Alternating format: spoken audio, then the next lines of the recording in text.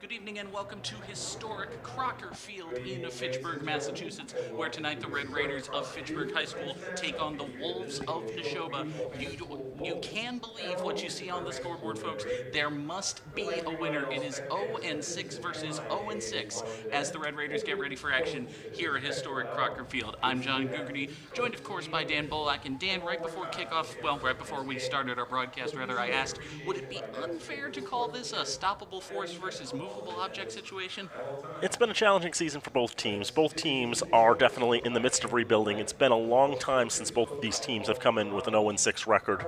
For Nashoba, the longest losing streak I could find in the last 20 years for them was just 4 games. So already losing 6 games this season in a row. That's unprecedented territory for the Wolves of Nashoba. For Fitchburg, not their longest losing streak in the last 20 years. They lost 15 in a row from 2015 to 16 at one juncture, of which 2 of those losses were to the Nashoba, but 7 losses in a row for Fitchburg. But one of these teams is going to get to reset that losing streak total to 0.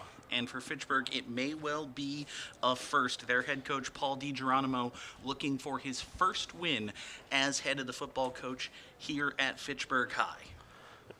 That's another thing, too, and just inheriting a roster that did lose a lot of talent due to graduation and has been trying to just build this program back up. You can see the captains out on the field. The coin toss has been held. Looks like the Raiders will receive the opening kickoff, so we'll see Fitchburg's offense for the first time. Red Raiders in their brick and pewter. Nashoba in the white and green. These two teams last time out both struggled offensively. Both of them held to under 100 yards of offense. Fitchburg losing 43-6 to Westboro. Nashoba losing 32-0 to Shepherd Hill. Both teams have only had one game end with a non-running clock situation. A lot of big numbers on the wrong side of the scoreboard for both of these teams, but hopefully that will change tonight. We will step aside for the national anthem and bring you all the action. It's Friday Night Football right here on FATV.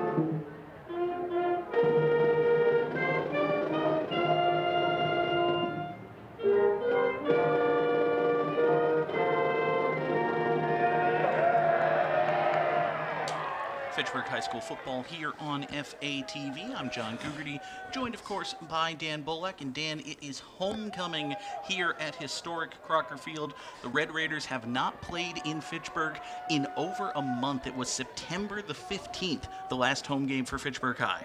Yep, a big road trip in the middle of the season. And 2 home games on either side, sandwiching 4 road games. They went to Shepherd Hill, to Auburn, to Marlboro, and to Westboro. Didn't come away with victories in any of those games. The closest, a 36-12 loss to Shepherd Hill in week number 3 of the season. We mentioned Nashoba lost by 32 to that same Ram side just last week. 32-0 last time out against Shepherd Hill, 35-18 against Westboro, the closest game of the year for Nashoba. Both of these teams, as you said, Dan, very young, just trying to rebuild their programs, but it should be a good competitive game here at historic Crocker Field. That's the hope, that's the goal. These two teams fairly similarly sized as well. Nashoba is very young this year, just 4 seniors on their roster and less than 10 juniors as well. Sized in terms of roster size. We'll talk a little bit about the physical size after a couple of plays here. Luke Bolak and Richard Solomon set back deep to return for the Raiders, but kickoff goes out of bounds at about the 20-yard line. So Fitchburg High's going to have a really good field position as they get ready to start this game. Probably not the ideal thing there for the Wolves. Vasi Semakula, a freshman, appears to be the one who kicked off there for the Wolves.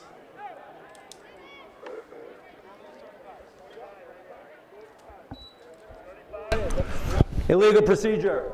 Kick team. Ball will start at the 35, 1st and 10, Fitchburg. So the Red Raiders will take over 1st and 10 at their own 35-yard line. We expect Zacchaeus Collins, the freshman, to be the quarterback. Luke Bolak, his main running back. That's a bit of a change from what we saw very early in the season from the Raiders, and the past few seasons it had been Bolak taking snaps. Collins just a freshman, but he's looked pretty poised this year for the Red Raiders in terms of how he's able to run the plays, how he's able to distribute the football. And Luke Bolak is probably most destructive as a running back anyway, so putting him at the tail of the I formation works out pretty nicely. They do go with the I behind Collins, 2 wide receivers, 1 tight end. First down handoff goes to the fullback, just straight up the middle for a gain of 3 yards. It's a pretty good gain for the Red Raiders. While we have a moment, folks, let's take a second to thank some of the underwriters who help bring this and every remote production possible on FATV. Fitchburg Access Television's remote productions for the 2023 sports season are brought to you in part by Rollstone Bank and Trust, Acme Carpet One, Leominster Credit Union, The Sentinel Enterprise, and Minuteman Press. Toss to Bolak on the right side here on 2nd down. He's able to turn the corner, gets a 1st down. He's out to about almost the midfield stripe. They'll mark him at about the 48-yard line. Good gain there for Luke Bolak. Let's take another look at this one. Bolak just bouncing out to the near side, able to find some room to run, gets into the 2nd level, gets 10 yards, 340 rush yards on the season for the senior. And one thing we've already seen, Dan, on these first couple of plays, something you haven't been able to say for Fitchburg High, they seem to have a distinct size advantage over Nashoba. Indeed they do. First down handoff once again to the fullback straight up the middle. They're able to just push the pile for a gain of 5 yards. It's a really good run there for Devani DeLeon. And a nice spot. We'll put it right on the line there. Give him to the 45-yard line. But as you were saying, and as we were saying, yes, Nashoba's a little undersized. Their heaviest player, according to their roster, is 215 pounds, which is quite light at this level. Not the typical size for a high school lineman.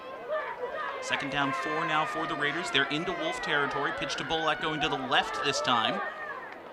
Gets very close to the line to gain. It's going to depend on the spot whether or not he got it. To my eye, it looked like he had it, but the spot is about maybe a full yard short. It'll be 3rd and 1 for Fitchburg. It's interesting. I thought that they gave an extra yard on that last run, and now on this one, it seemed like maybe a short extra yard. But hey, that means it all averaged out in the end, correct? It all comes out in the wash. You ran twice, you got 9 yards. You should be happy with it. Strong I formation this time. DeLeon offset to the right of the quarterback, and it's a keeper. Collins keeps it himself straight up the middle. Nothing fancy about that, but it's enough for a 1st down. That's something the Raiders have run a few times this year. They've been pretty confident with running Zacchaeus Collins as a sneak up the middle if they need to get a few yards quickly. And he's pretty consistently able to get 3 or 4 yards on these sneaks. And really, Dan, especially on 3rd and 1, it's such a good play. I'm a little surprised seeing it that you don't see it more often. You come out in the I formation, so you're telling the defense, we're going to give it to either a fullback or a tailback, and then whoop, psych, it's a QB keeper. By the time you realize it, he's got the 2 yards he needed. And you've got the offensive line driving forward to give him that space to build up some momentum. Hand off to DeLeon once again on 1st down. This time the Wolves are able to swarm a little more effectively, but still, fullback dive gains 3 yards. You'd be pretty darn happy with that, I would say. I think so as well. One of those tacklers in the midst of it, Andrew Toth, he's a junior, 5'11", 185. Comes in tonight, team leader, 50 tackles from 6 games this season. That's a pretty good season so far. You'll take that. Raiders haven't passed, but to be fair to them, they haven't needed to. 2nd down and 7. Only difference in the formation has been the setup of the fullback. This time it's a pitch to the right once again to Bolak. Gets a good block from DeLeon. He's across the 30, across the 25 before being steered out of bounds. That'll be another 1st down for Fitchburg. Raiders didn't have Luke Bolak at their disposal last week. May have reflected in terms of the number of yards gained on offense, all's told. But Bolak playing out of the back there. You can see Devani DeLeon blocking there to open up a little more room, get that diagonal run, and get all the way to the 25-yard line. But give him to the 24 and another 1st down. 1st and 10 Fitchburg at the Nashoba 24. DeLeon's the fullback. This time they'll hand it off to Bolak running to the left. And finally the Wolves are able to get penetration, get into the backfield. I believe that's Nicholas Becerra, first man there for Nashoba. You can see Jared Williams and Nolan Losty, a couple of captains getting in there as well for the Wolves. You can already see those white uniforms of Nashoba already getting a bit muddy.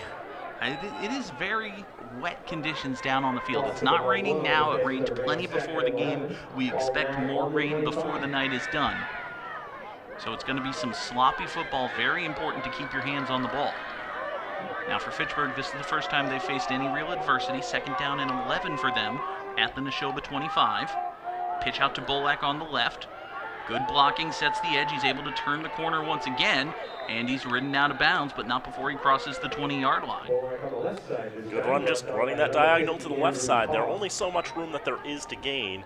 It's not able to get enough for the 1st down, but a good 9-yard gain will make it a manageable 3rd down. Another thing I'm noticing, Dan, and this is something the Raiders are going to have to be mindful of because eventually Nashoba's going to clue into it as well. Every time they line up in that strong eye formation with the fullback on the same side as the tight end rather than directly behind the quarterback, the play call has been a pitch to Bolak to that side. They've done that 3 or 4 times already on this drive. They're in that formation again here on 3rd down. Wouldn't be surprised if they fake it. Nope, they go right back to it. Pitch to Bolak to the right. This time he's into the line for a gain of a couple. But again, Dan, it's a strong eye formation. Fullback's on the right side, and the play call is a pitch to the right. Fitchburg has to be aware, and I'm sure they're setting up for something different out of that same formation. There will be inevitably a time when they'll run counter to where the block is telegraphing that they'll go, and hoping that will catch Nashoba off when the time is right. It is 4th down now, but just 1 to go. 4th and 1, Raiders keep the offense on the field. Would be about a 32-yard field goal. Handled off goes to DeLeon, fullback dive straight up the middle. And there's that size advantage, Dan. Fitchburg's just got the bigger guys. They're able to plow forward and get the 1st down. Big advantage. Fitchburg hasn't really had the opportunity to say that much this year. So many times they've been oversized. Even watching last week's game against Westboro, their broadcasters were saying, look how much bigger the Westboro players are compared to the Fitchburg players. And now it's almost the opposite this week. It's not something you want to hear if you're a Fitchburg partisan. Not really, no. 1st and 10 Raiders just outside the 10-yard line. Line up with the fullback to the right. It's a pitch to the right to Bolak. He's across the 5 and down at about the 4-yard line. Gain about 7 yards for him. It'll be 2nd down and 3. Fitchburg can get a 1st down without getting a touchdown. Raiders working methodically. 12 plays, 61 yards on this drive. 41 from Bolak, 17 from DeLeon, and 3 from Collins.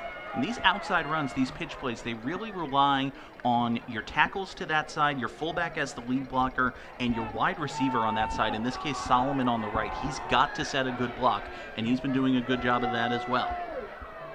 2nd down and 3 from the 4. It's DeLeon once again. He's hit at the line and driven backward. Whistles kill the play before he's shoved down to the turf. No real flags coming in there. Yep, that was Andrew Toth again, who was the first to arrive to put DeLeon in a bear hug and prevent him from gaining any more progress. You can see right there, and then the reinforcements came. DeLeon tried to go straight up the middle. It wasn't there. He took one quick step to his left, and then Toth wrapped him up and drove him down. Now 3rd down and about 3 for Fitchburg. They do have DeLeon out to the left, and it is a pitch to the left to Bolak.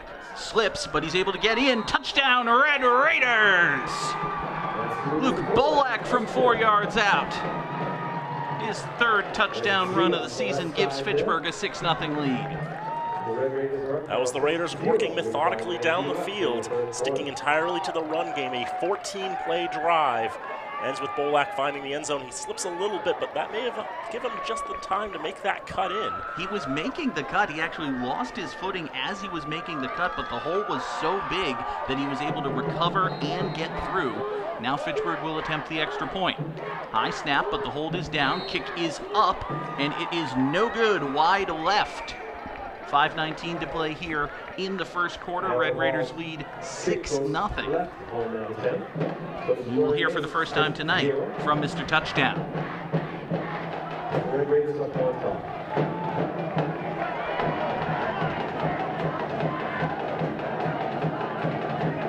He's such a versatile player. Run, kick, throw. Really happy.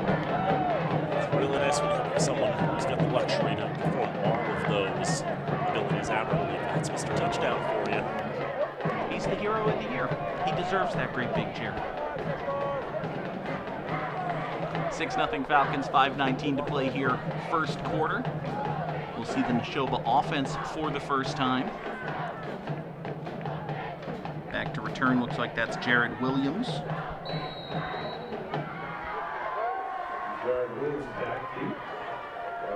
Alan Hall's kick is a low line drive, bounces at about the 30-yard line and just fallen on there by one of the upbacks. Tried to pick it up, but then he muffed it and fell on it. Aiden McLaughlin just decided, discretion's the better part of valor. Let me cover up this ball. We'll take it first down right here. Even if he wanted to get up and run with it, by the time he'd handled the football, his knee was already clearly on the ground, so they weren't going to let him advance it anyway. But just taking the safe play there, Nashoba's going to have solid field position from their own 30. Shouldn't have any problems with that. Dylan Devine is the quarterback for the Wolves. He's a sophomore. 2 touchdowns, 5 interceptions on the season for him. Nashoba comes out in the I formation, same as Fitchburg. First down handoff for them goes to the fullback. Not much doing there. That was Williams.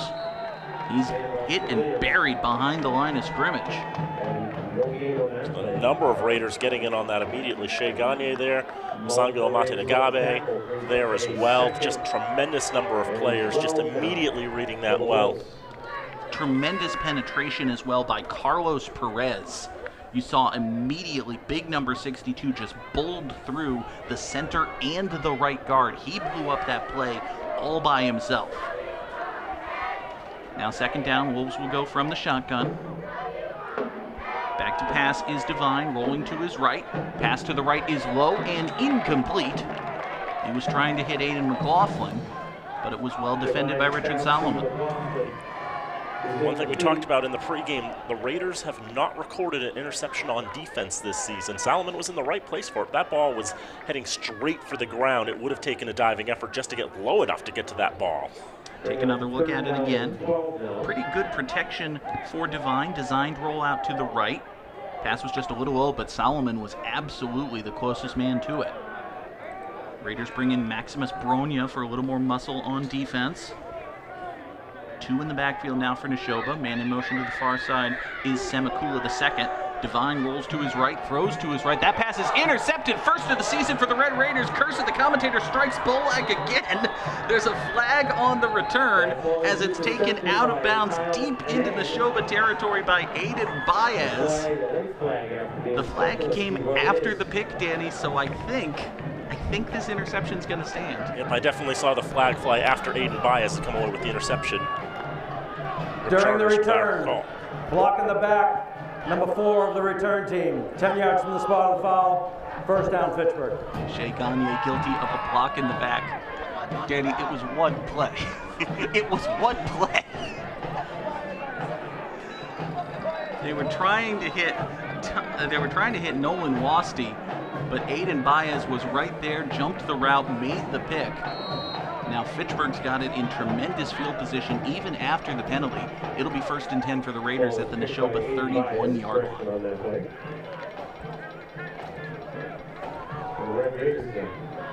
First and 10. Dan, do you want to point out how I've never won the Powerball in my life? I could point out how you've never won the Powerball in your life. It hits me too. Yeah. Unless I've hit the Powerball one time, just the number. Handoff goes to Bolak on first down. He's hit at the line of scrimmage and driven back. Not much of a gain there. Bolak again on the carry. No gain on the play. Brings up Jose second and Casillas checks in on the offensive line. Gustavo Lagos will head to the sideline. This time there really wasn't anything doing for Bolak as he hit the line of scrimmage. He ran right into big number 77, Matthew Hirschberger. Hirschberger, 6 feet tall, 185 pounds, has the lone sack on the year for Nashoba. Rolling to his right is Collins. First pass of the day for the Raiders on the near sideline. It is incomplete.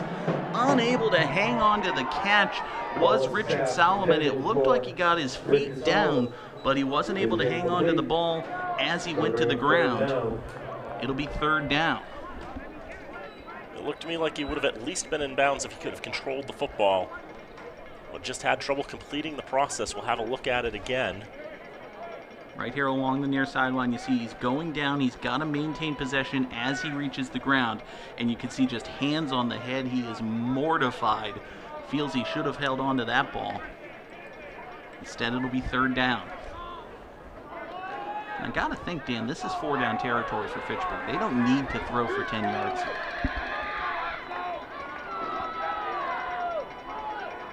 I formation, pitch to the right. Bolak's going to throw. Wide open in the end zone is Solomon, caught at the 5, and he walks in. Touchdown, Red Raiders. Luke Bolak to Richard Solomon. We mentioned, Dan, at the top of the broadcast, Bolak had been the quarterback for Fitchburg. You know he's got an arm. Nashoba didn't respect it, and they pay dearly. You know he's got that ability, and that's one of those things you've got when Bolak does have that quarterback skill. The poise he sets up, throws a little bit of a wobbler, but Solomon wide open, and the man there knows he's beat. Hunter Bernard just kind of saw him, made the catch, and was like, "Oh, beans." Of course, Solomon was at the 4-yard line, but he walked in for the touchdown. Now Fitchburg will go for 2, try to make it an even 14-0 game. I mean, it'll be even either way, but you know what I mean, folks. You're watching football, you understand. Man in motion to the near side is Solomon. Straight drop, swing pass for Bolak, caught in the backfield. He had to spin, and then he loses his footing. 2-point conversion is no good. Play was a little dicey from the start, Dan. Bolak kind of caught the ball behind him, had to spin around after he caught it. I don't even think it was a forward pass.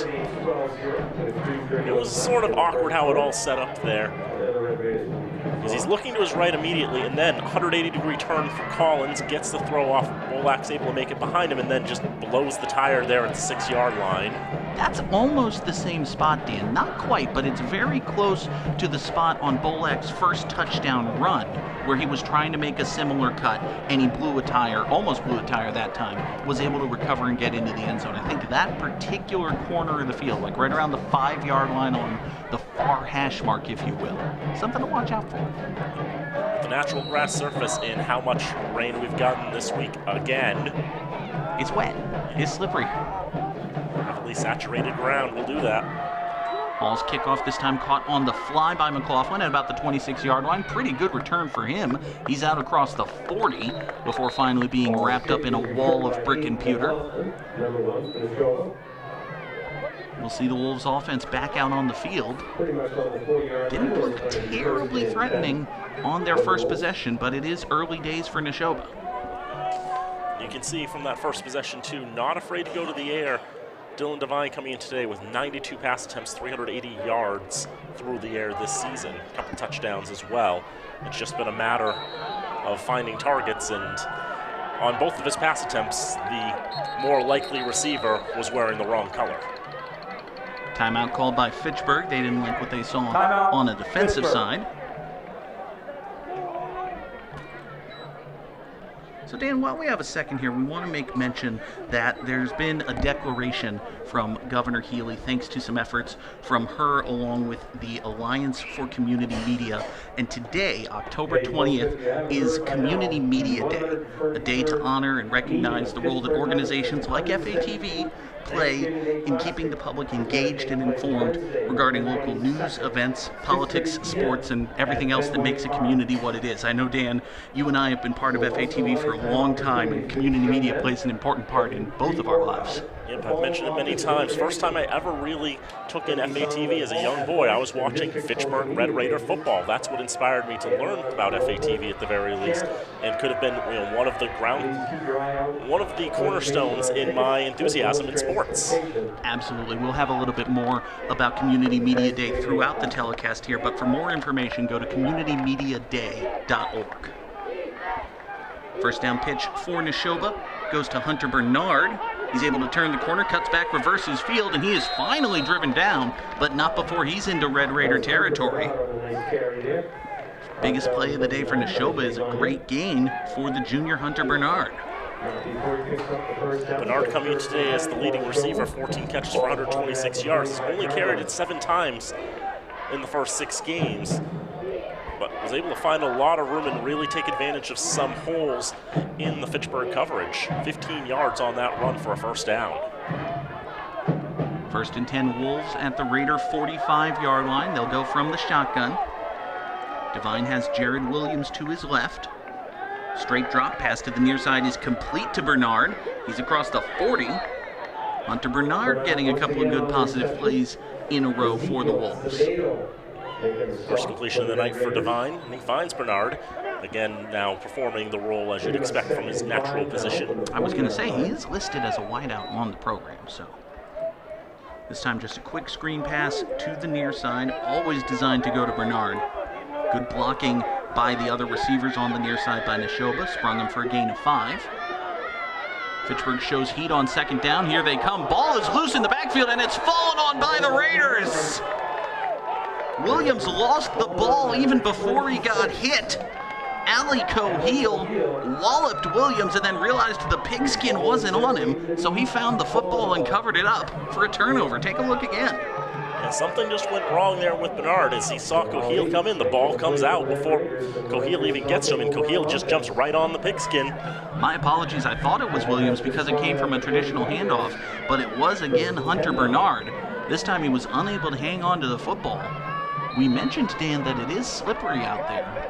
Bernard, not a traditional running back, maybe just doesn't have the number of reps you'd expect. But now Fitchburg up 12-0 has the ball back again. First down handoff goes to DeLeon. He is wrapped up and then spun backwards. They would have run him all the way out to the street if they let him. And normally that would be bad because there would be traffic, but there are no cars out there. The road's closed. In that particular section of the street, yes. Duncan's open, though. It's very important.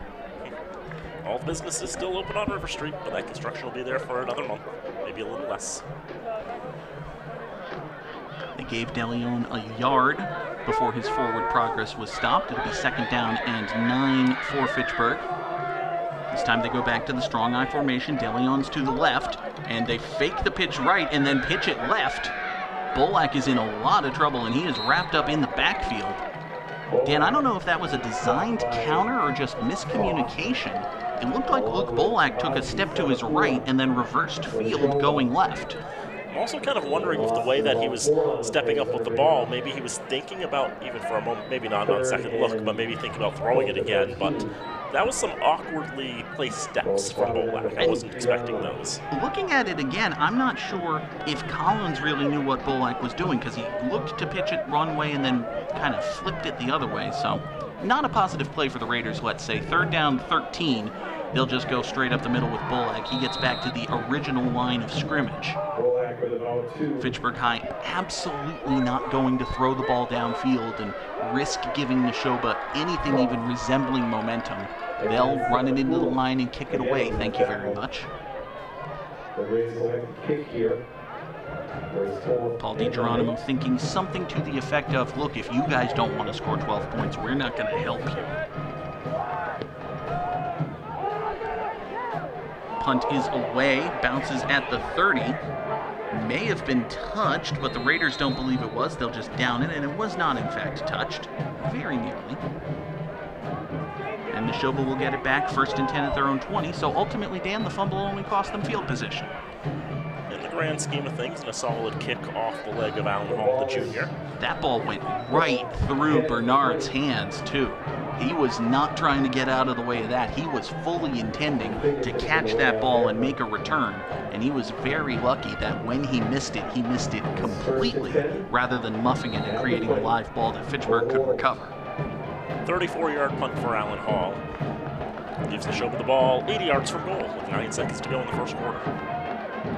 Williams and Semikula the second in the backfield.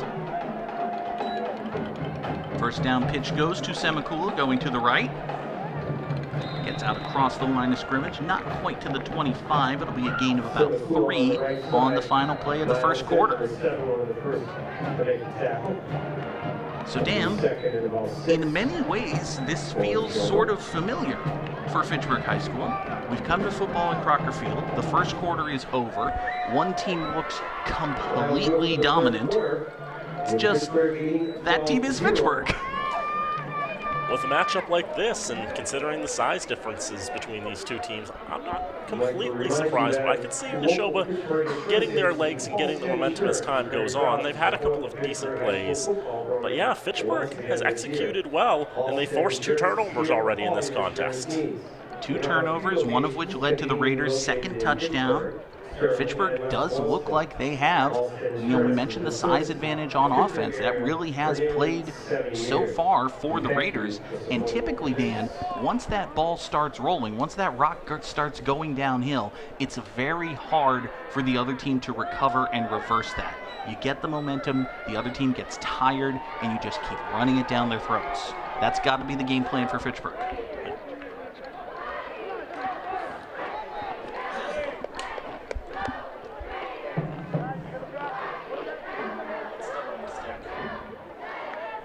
Blank rallying his troops as we get ready for the second quarter of action here at historic Crocker Field. Fitchburg leads Nashoba 12-0.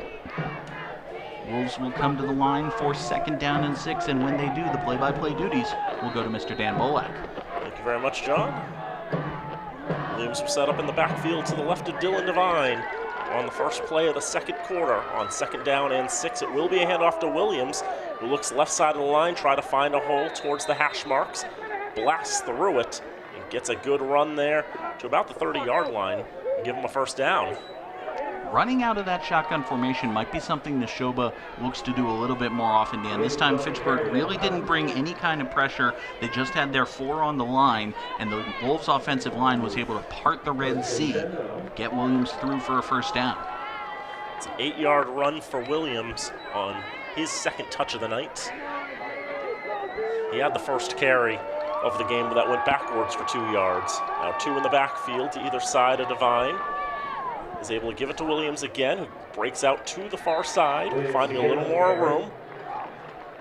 Taken right down to the ground by Luis Santos, just short of the 40-yard line.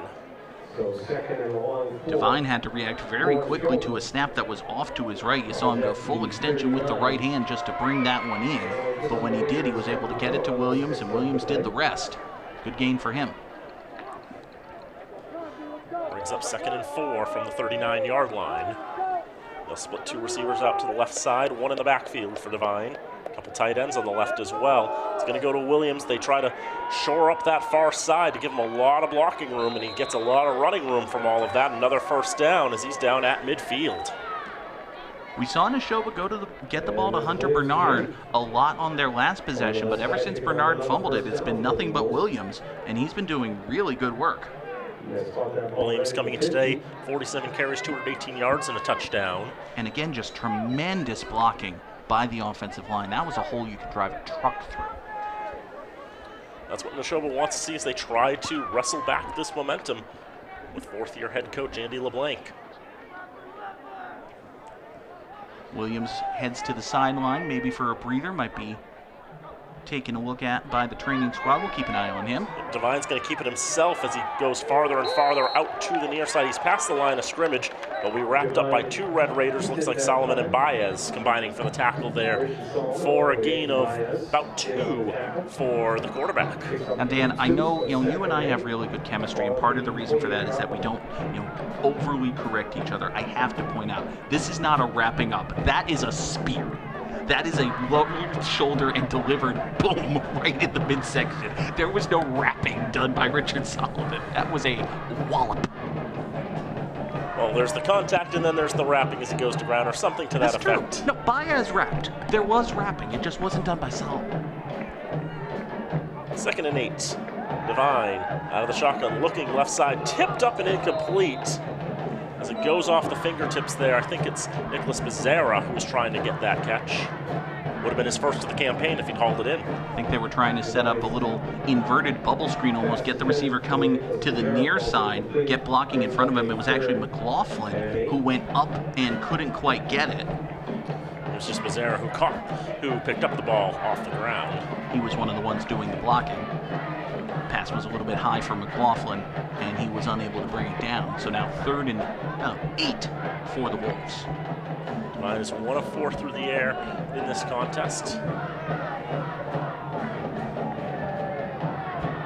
Nashoba's 0 for 1 on 3rd down tonight.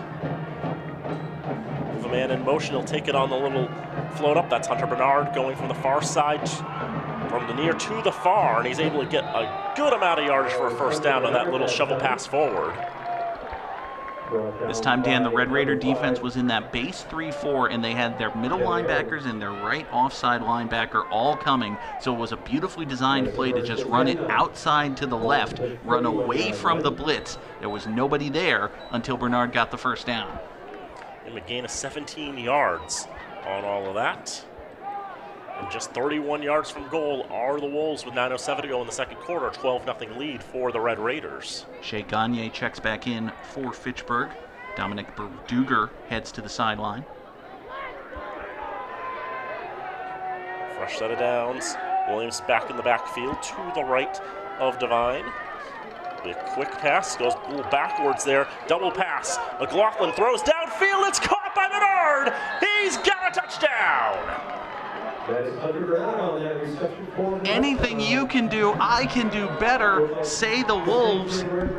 Fitchburg scores on a halfback pass in the first quarter. Nashoba answers back with a double pass.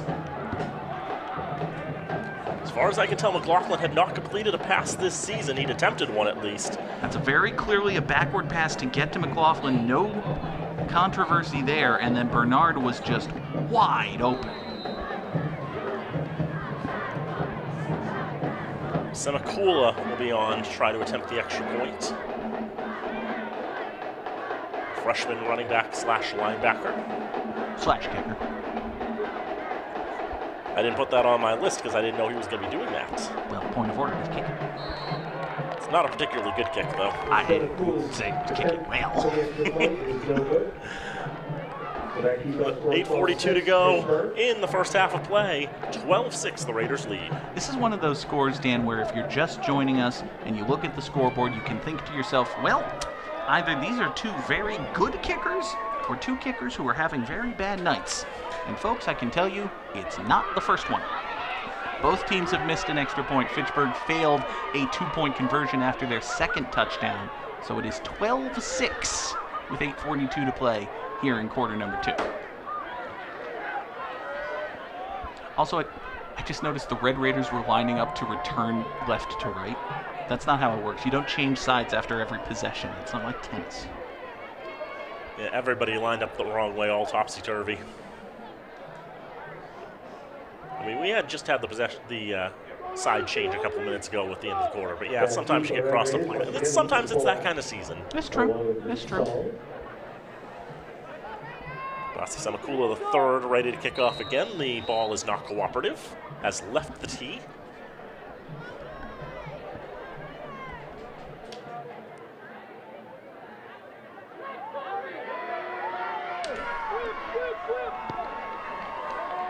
Line drive kick, take a couple hops, picked up by the Raiders. Luke Bolak trying to bring it back up the middle. Turns into a rugby maul around the 35. The Raiders, with the superior firepower, will push it up to about the 38-yard line. Ali Coheel was getting into it with Semakula well away from the play.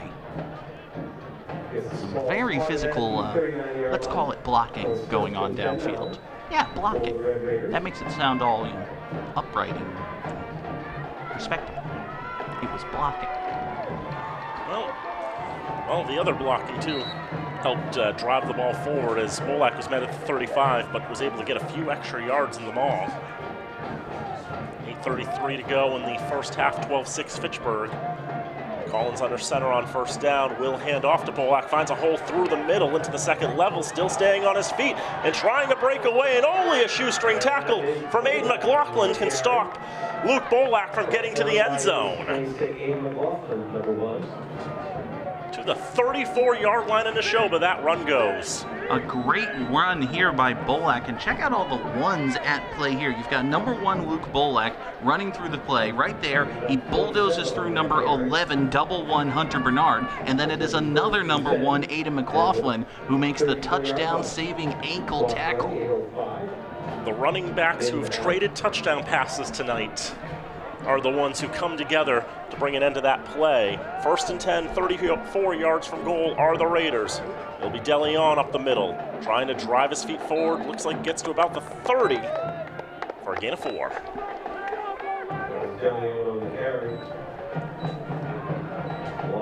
For the most part, Dan, Fitchburg's running game has been able to just impose their will, and that comes down, once again, to the size and strength of the offensive line. You can tell the Red Raiders are enjoying every minute of being the bigger side. Second down and 6 from the 30. Strong eye again, it's Bolak who will run to the left side following the blocker. McLaughlin, though, is able to break into the backfield and take him right down for a loss of 4. You know, Dan, I do not consider myself to be a great football mind or anything. So whenever I notice a trend, I feel safe in assuming that everyone else involved in the game has noticed the trend. And taking a look at this play, it certainly seems as though Nashoba has noticed that when Fitchburg comes out in the strong eye formation with the fullback offset to one side or the other, the play call is a pitch to Bolak running to that side. McLaughlin read it well. He gets a TFL to add to his account. Looks like a more traditional eye this time on 3rd and 10. Collins wants to throw with Greengrass to the right side. He will throw. That's going to be caught by Solomon until the ball comes out, but it goes out of bounds. Should be from the spot where he loses the football, which looked like it was good enough for a first down. And then perhaps fumbled out of bounds. Let's see what the call is. Was definitely fumbled out of bounds. We saw Aiden McLaughlin suggesting that it was an incomplete pass, but I think the correct call is being made. He did have possession, he turned upfield and then lost the football, and they're going to give him forward progress to move the chains. Let's take a look at it again. Plenty of time to throw, well-delivered pass to DeLeon, right at the sticks. He's hit from behind and loses the ball. Full credit to Nick Becerra for the hit that knocked it loose. But unfortunately for the Wolves, it goes out of bounds, so it's first down Fitchburg. Even to about the 20-yard line on first down, Bolak into the ball. Gets not much from there. Bolak on the carry. That time they just sent him into the den. There were so many Wolves there waiting for him. Going to bring up 2nd and 9. Clock just under 6 minutes. Absolutely nothing Bolak could do. He ran right into the arms of Andrew Toth. He had Matthew Hirschberger hanging off his back as well. Some of the players you expect to see trying to make those stops on defense for Nashoba. 2nd down, about 9 to go. Bolak on the handoff, trying to get out to the left side. Jared Williams has it read, though, and he'll wrestle him right to the ground for a loss of a few. That was Bolak.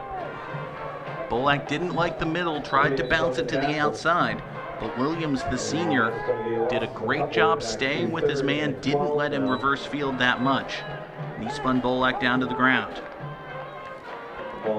Occasionally you have those instances where the Raiders try to run a play, but players are able to get penetration into the backfield, and there's just nowhere for the running back to go. And that's great fundamental tackling by Williams, too, because as Bolak is reversing field, Williams reaches out with his arm, and it's so easy as a defender to let your arm go too high and grab that face mask. Instead, he grabbed him by the jersey and the shoulder pad to spin him down. Collins pitches to Bolak, trying to go to the right side, wrestling with a lot of different players. Looks like Semikula II was one of the many Wolves in on the tackle as Bolek gets a few of those back, but it's going to be a 4th down and about 9. Looked like that was an option going to the far side. You see Collins is just reading the defense, trying to see, okay, I can't get through. These guys are barreling down on me. I'll pitch it back to Bolek, and he's able to get 3-4 yards out of it. And now, 4th and 9 at the 19 or so. Why not go for it?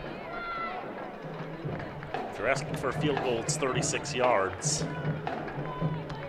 With all due respect, if you're asking for a field goal, it's Fitchburg. It's high school. Yeah, not too many teams have that luxury. Raiders going to let the play clock run down, I think, as much as they possibly can. Back judge has got the arm up for 10 seconds. Raiders nowhere near close to snapping it, and they will take their second timeout with 3:53 to go in the first half. 12-6, Fitchburg in front. Dan, there are kickers at the high school level who can be reliably trusted to make a place kick from 36 yards on a damp, ucky night such as this. Those kids somehow find their way to better football schools. If I recall, Fitchburg beat Nashoba back in 2019, the regular season, on a field goal that was about that distance. There you go. One of the Kamasana kids, wish I could remember his first name though. I think it was Justin. That sounds right. Now, granted, you could have said pretty much any male-sounding first name, and I would have said that sounds right. I'd have to go back into my notes for that one. A quick stat check at this moment. Fitchburg 24 carries for 94 yards, also 45 passing yards for a total of 139 yards of offense. Nashoba 92 yards of offense, 39 on the ground and 53 through the air. How much of that 53 came on the halfback pass, or the double pass, rather? Decent amount. I've got to find it to tell you for sure. It was a chunk. It was 31 yards. So there's your answer, 31 of the passing yards. And a lot of the other ones, too, came on that little shovel pass forward, which I decided to call a pass. That's because it was a forward pass. It'll be 4th down and 9 to go. Raiders have to get to about the 10-yard line for a fresh set of downs. Collins wants to throw. He tries throwing over the middle, but just a little too far for Alan Hall and Christopher Rivera to get to. It'll be a turnover on downs. Nashoba will get the ball back with 10 seconds short of 4 minutes to go in the first half. You know what they did, Dan? They came out in the strong eye formation with the fullback to the left side and faked the pitch to Bolek. They were setting up that play call. Pass was there, it just went right through the receiver's hands. Yeah, but now I see it on the second look. I didn't see it go through Rivera's hands, but it was in the right spot at the very least. Just could not be corralled.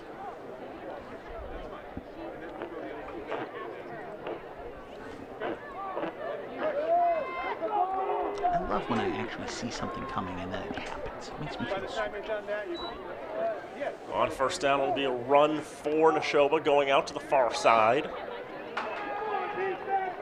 Good gain on first down. I think we give it to Williams. Indeed, we can. It's been pretty much nothing but Jared Williams for the last couple of possessions for the Wolves. Nashoba does have all 3 of their timeouts, 3.5 minutes with which to work. No need to hurry for them. They will get the ball back as well to start the third quarter. So the Wolves might be looking to double dip here. Pitch out, Williams. Gonna be wrapped up and taken right to the turf by Ezekiel Acevedo. Was able to get into the backfield and read it well enough. Stop Williams from getting that much progress. Might have gotten back to the line of scrimmage, if that. I think this is the first time we've seen Nashoba go with the toss to the near side here, but Acevedo just wrapped Williams up.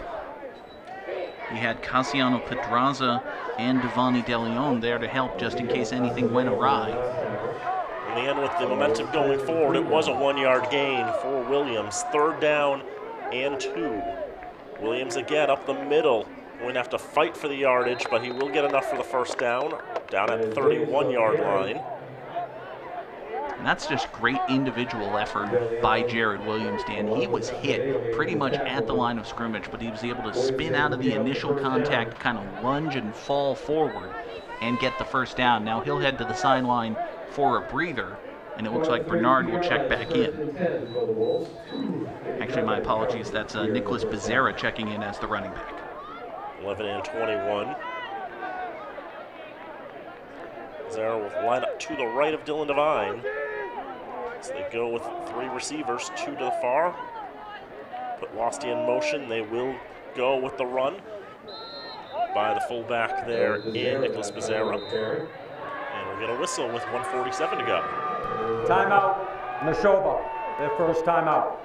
Wolves take their first timeout of the game. Away from the play, you saw Luke Bolak and Aiden McLaughlin getting into it. A little one-on-one violence. I tell you, Dan, between 1 Luke Bolak, 1 Aiden McLaughlin, and 11 Hunter Bernard, I haven't seen this many ones together in one place in New England since the Red Sox signed Daisuke Matsuzaka. It's a deep cut joke. I'm very proud of it.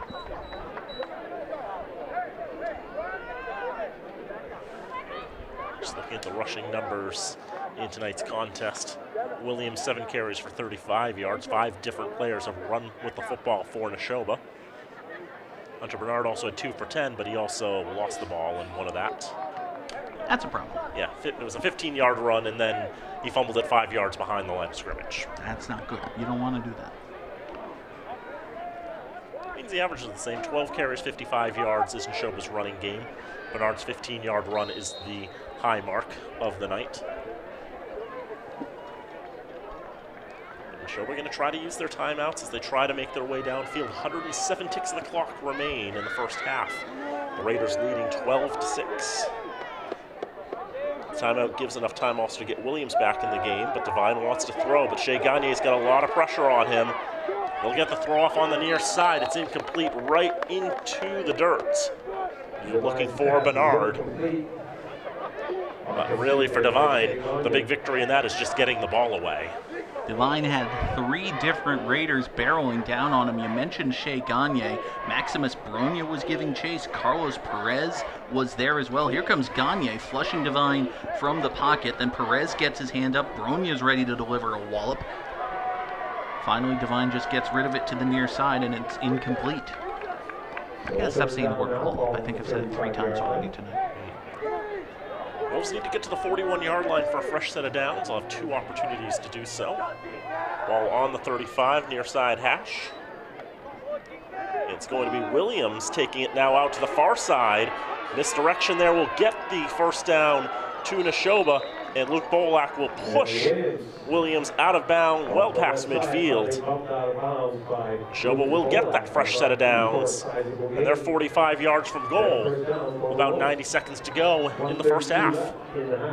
We've seen a lot of running to set up the pass early in this game. This was a passing drive to set up the run.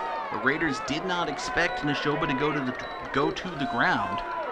That time Williams was able to run through the arm tackle of Cassiano Pedraza, get a big gain into Fitchburg territory. That's the big run of the night for Nashoba. Give Williams 20 yards for that. First down again, and Devine lofts this one up. But there ultimately no one there to catch it. Basi Semakula, the second, had the best look of all. Even then, it was still about a yard or 2 in front of him. I think Devine wanted to go deep to Nolan Losty here. You see him looking downfield, getting ready for a big throw, and then he doesn't see it there. Tries to go to his second option in Semakula. Losty was well covered by Luis Santos. He was not open. That would have been a very dangerous throw, so good job by Devine to check down, but the pass still fell incomplete. Better result than the alternative, as you mentioned. 2nd down and 10. Put Bernard in motion. He'll take it from behind. Find a bit of a hole. It survives the jersey grab. Still staying on his feet. Finally shoved out of bounds at the 35-yard line. Should be good enough for a first down. I believe that's Bernard's first touch since he lost the fumble earlier in the game. This time they send him in motion from the slot. He runs out of a horse collar. Gets a good block downfield and is shoved out of bounds after he gets the first down. Was for the best that whatever Raider had a hand of that jersey let it go. The end result would have been much worse otherwise. Another 1st and 10.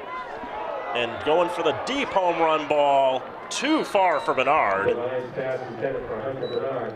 As Devine held out for as long as he possibly could. I can't believe he got that ball out, Dan. There was pressure coming from all sides on Dylan Devine.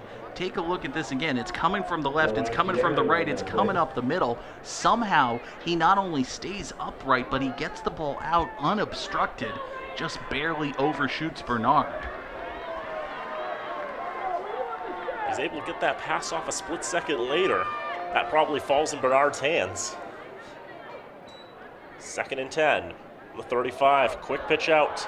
Semakula had a bit of trouble there as he blew a tire at the 35, and Niall Sim will get the tackle there.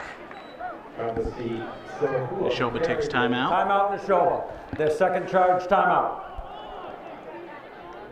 Dan, again, this is the option right here. Devine sees that he's got Ali Coheel barreling down on him, so he gets rid of it to Semakula the second, and then Niall Sim is right there. Semakula is very lucky that he's able to walk away from that. That was a scary looking slip and then hit.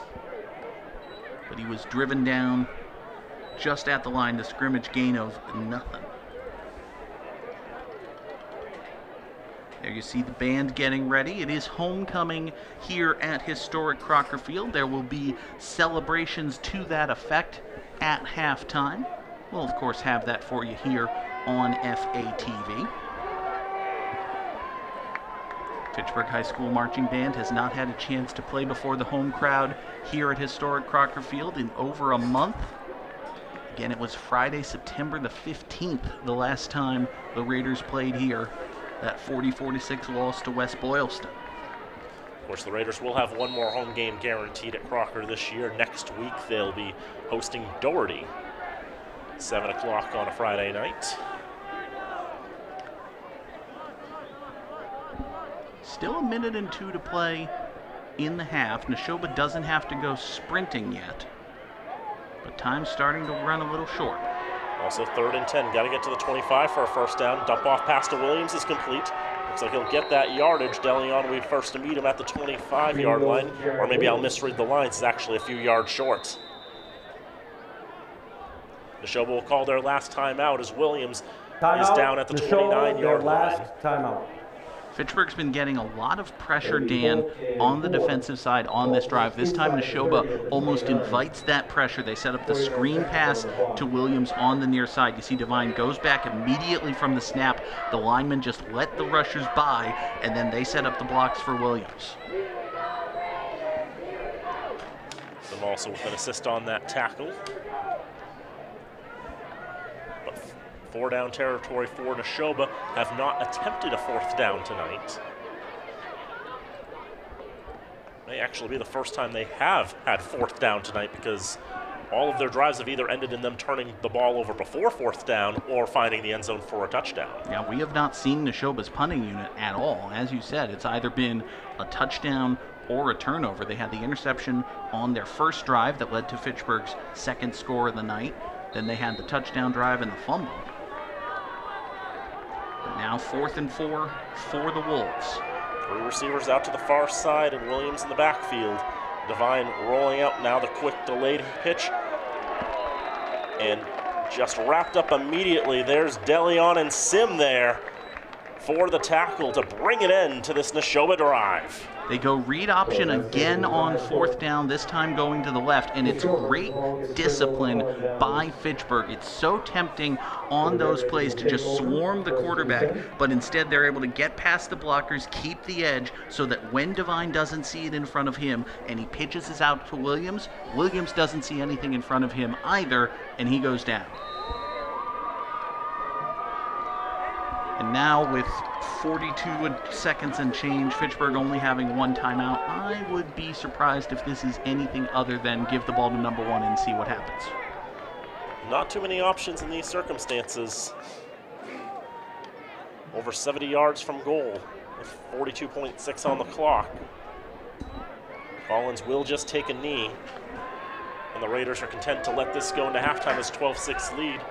As long as Nashoba doesn't want to call their last time out, and they don't. I was going to say, if you want another hint as to Fitchburg's plans, the offensive coordinator just walked down from the press box behind us before that snap. So, yeah, they're going to halftime.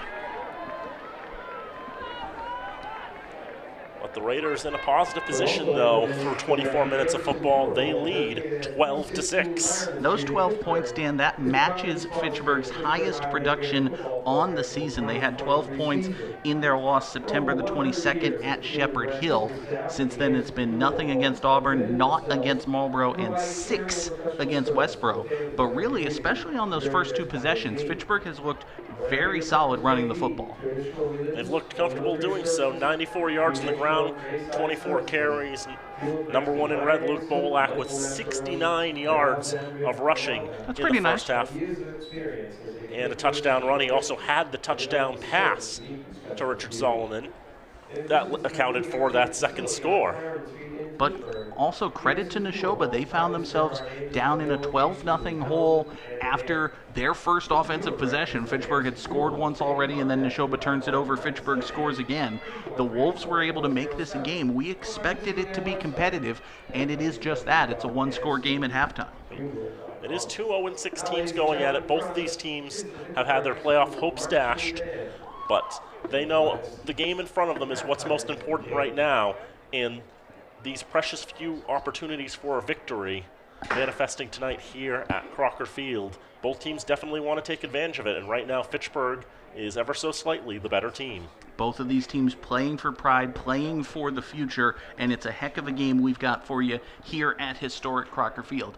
Dan and I are going to take advantage of the benefit of being commentators and take the halftime break. The rest of the crew, y'all just keep on working, because we're going to show the homecoming celebration thanks to the Fitchburg High School Marching Band. Come on back for the third quarter of action as well, right here on FATV. Can be found at our athletics and district social media pages and on local channels, which started on October 17th.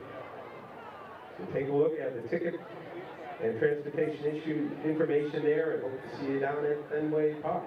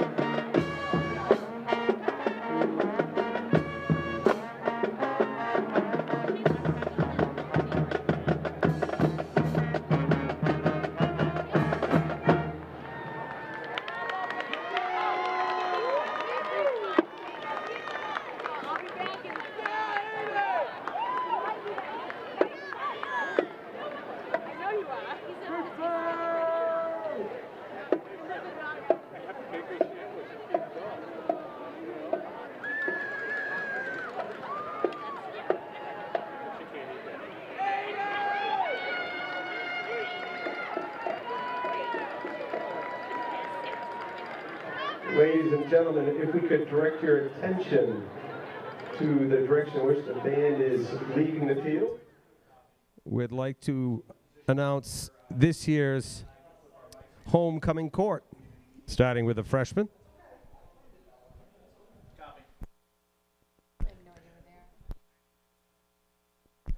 For the freshman class, Georgiana Gallo and Decisa Tobin.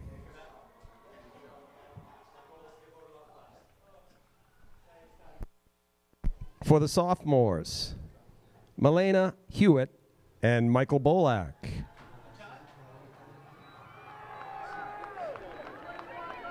For the juniors, Thea Awad and Chamong Zhang.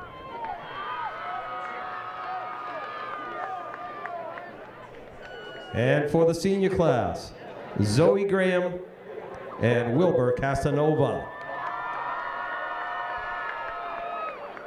Congratulations to our homecoming court.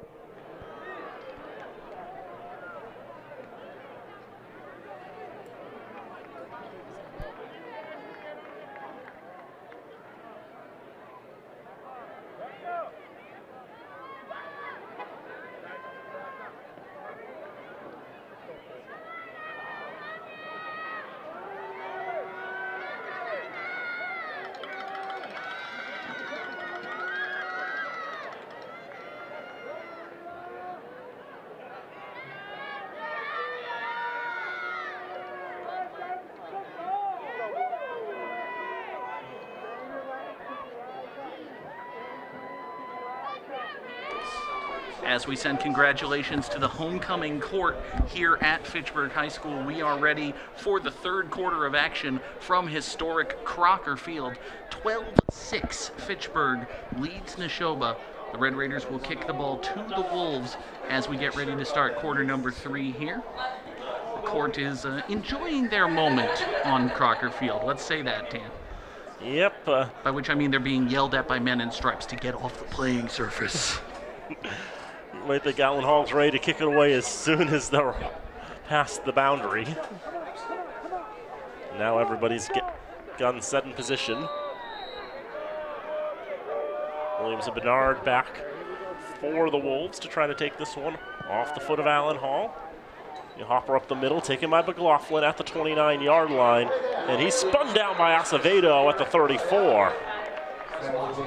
Acevedo was almost beyond McLaughlin, Dan, but as he was being blocked past him, he reached up with his left hand and grabbed the shirt collar of McLaughlin's jersey.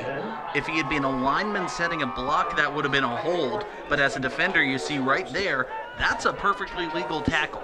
You do it from behind, that's a horse collar and 15 yards, but he grabbed the front of the jersey and twisted back and was able to pull McLaughlin down. They'll give to the 35-yard line. That's where Nashoba will begin on their first drive of the second half. Definitely making some momentum at the end of the first, as Williams just bouncing off multiple defenders. Niall Sim getting the last touch before Williams finally goes to ground, although Sim won't be allowed to play the second down due to him losing his hat. It's following us. The curse from Elliott Field. Now it's here at Crocker. Guys are losing their hats. Got the curse of the commentator in the first half, now the curse of losing helmets. To the 39-yard line it goes, second down and 6.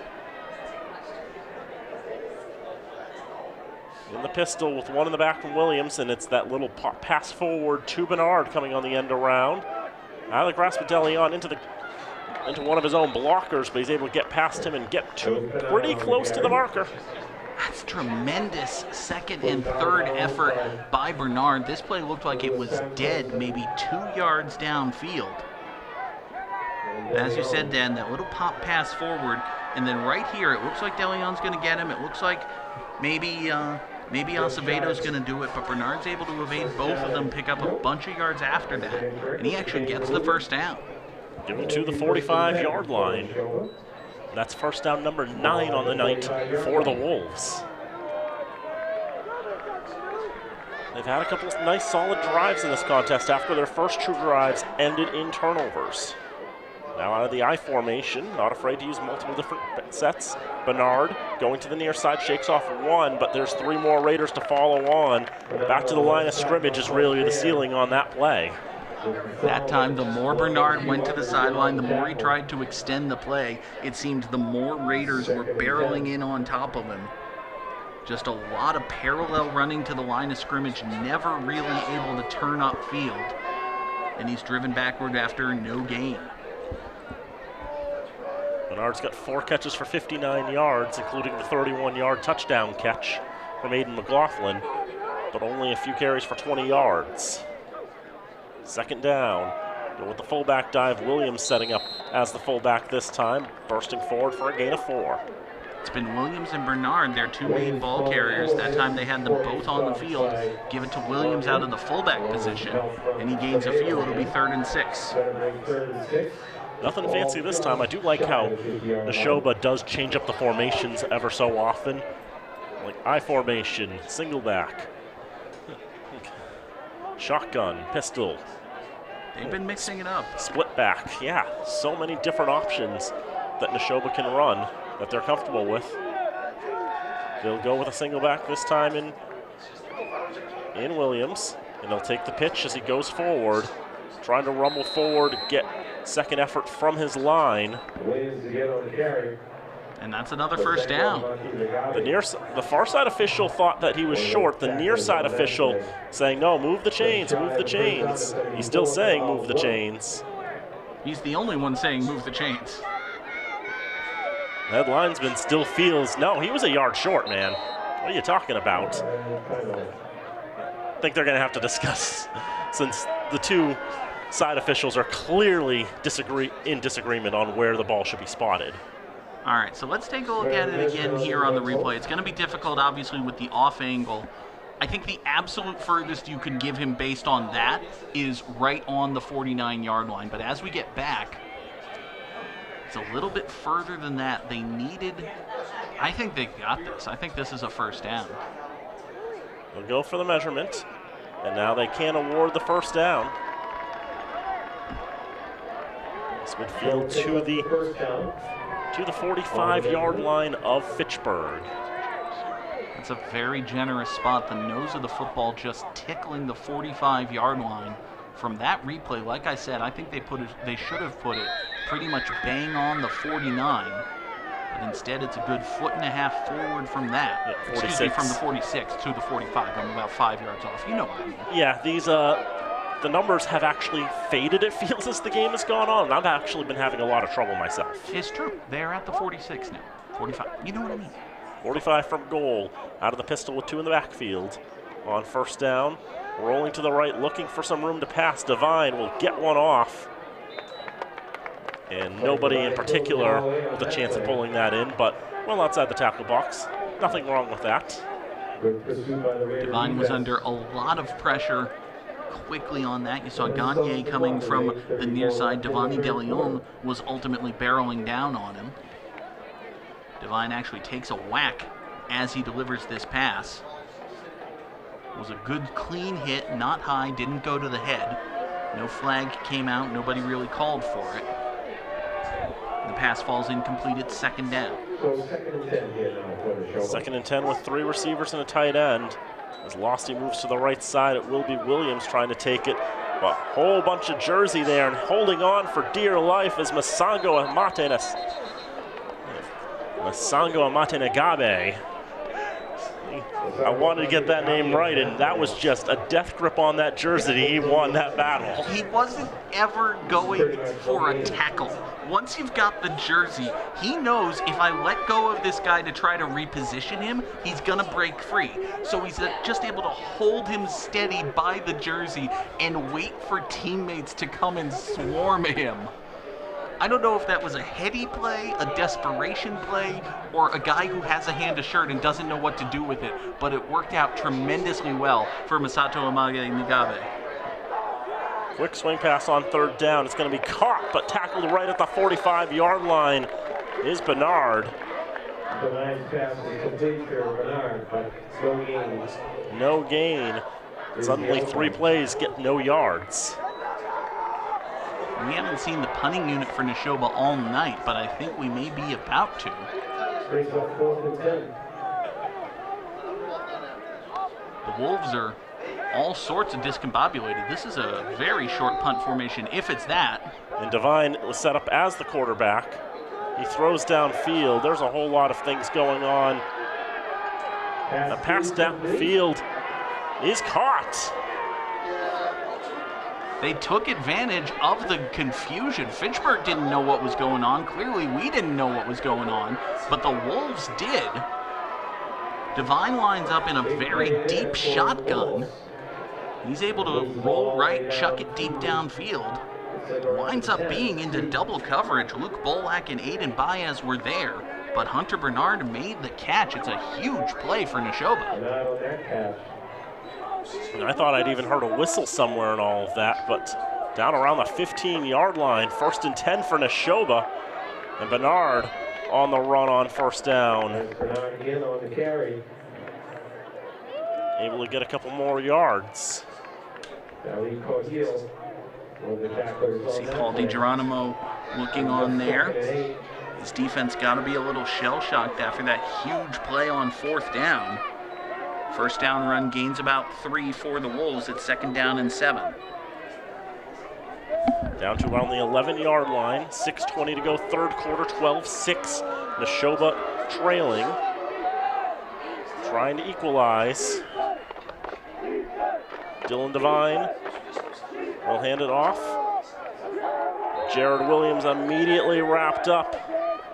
Montenegame and Acevedo combining for the tackle.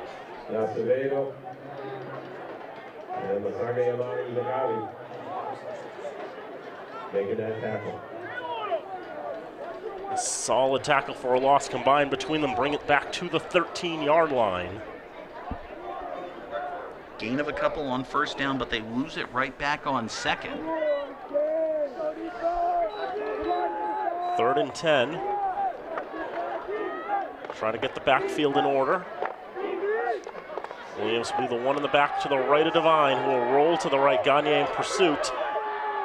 Gets the pass off. Diving attempt. Has he got that? Yes, he does! Touchdown, Wolves! Aiden McLaughlin sliding at the last moment. Hauls it in to tie the game.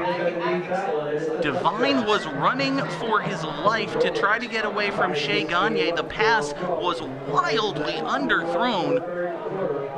You see, Devine doesn't really get time to set his feet.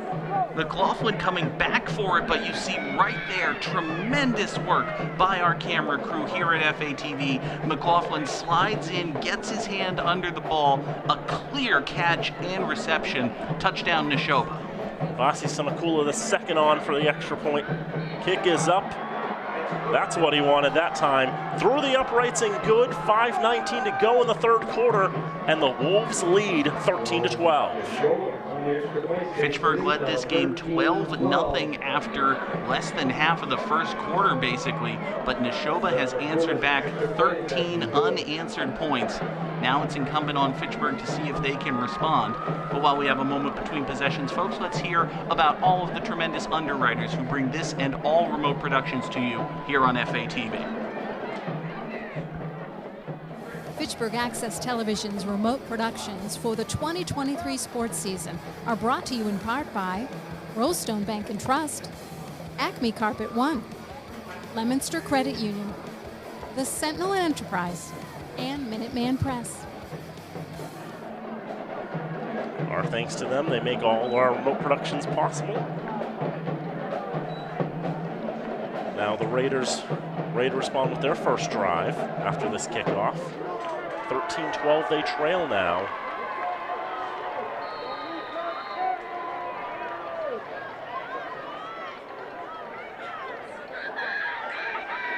Just a bit of shell shock, I think, at Crocker Field. Everything going as it did with the fake punt. And from there, a bit of trickeration factoring in for Nashoba. Salomon has the return for the Red Raiders. You mentioned trickeration, Dan. It brings back thoughts of Nashoba's first touchdown, the double pass. Nashoba's had to dig deep into their playbooks twice on their 2 touchdown drives. But hey, if it works, if it puts points on the board, the Wolves are trying to get their first win of the season just as hard as the Raiders are. Now Fitchburg needs to answer back. 5:13 to go in the third. The Raiders trail by 1. First down. Going to the fullback there. Deleon breaks free for the line and breaks out to the far side. Big run for Devani Deleon past the 45-yard line, and Nashoba. Nice run there. It's such a thankless job to be a fullback, Dan. More often than not, you're a lead blocker, you're setting a hole, you're creating a gap for your running back, but at the end of the day, your running back is the glory boy. He gets all the attention, he gets all the plaudits. And maybe if you're a particularly talented fullback like Devani DeLeon, you're going to get a few carries, you're going to get maybe 5 yards up the gut. But it's so rare on a fullback dive to get the opportunity to get into the open field and run like that. That had to feel great for DeLeon. Give him 20 yards on that. 1st and 10 for the Raiders. Bolak running into the teeth. Gets to the 40-yard line, 2 yards. At the risk of sounding like a broken record, Dan, did you happen to notice what formation the Raiders were lined up in that time? Imagine it's the I formation with an offset back. Strong I, fullback set off to the near side right. Do you know what the play call was? That time they ran to the left. Nope. Pitch to Bolak, near side right. I went to the left of Collins on all that, but nonetheless, 2nd and 8.